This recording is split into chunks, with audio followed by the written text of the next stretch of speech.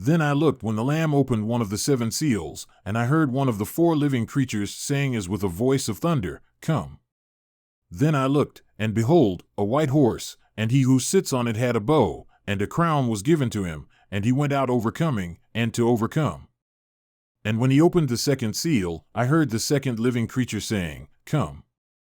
And another, a red horse, went out, and to him who sits on it, it was given to him to take peace from the earth, and that men would slay one another, and a great sword was given to him. And when he opened the third seal, I heard the third living creature saying, "Come." Then I looked, and behold, a black horse, and he who sits on it had a pair of scales in his hand. And I heard something like a voice in the midst of the four living creatures saying, 1 choinex of wheat for 1 denarius, and 3 choinex of barley for 1 denarius, and do not harm the oil and the wine. And when he opened the fourth seal, I heard the voice of the fourth living creature saying, "Come." Then I looked, and behold, a pale horse, and he who sits on it had the name Death, and Hades was following with him. Authority was given to them over a fourth of the earth, to kill with sword, and with famine, and with pestilence, and by the wild beasts of the earth.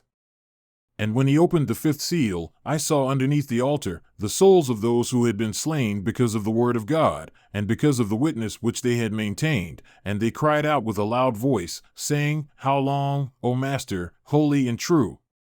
Will you not judge and avenge our blood on those who dwell on the earth?" And a white robe was given to each of them, and it was told to them that they should rest for a little while longer, until the number of their fellow slaves and their brothers who were to be killed, even as they had been, would be completed also.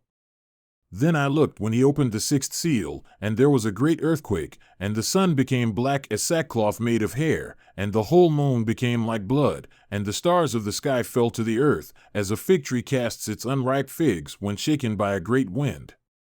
And the sky was split apart like a scroll when it is rolled up, and every mountain and island were moved out of their places.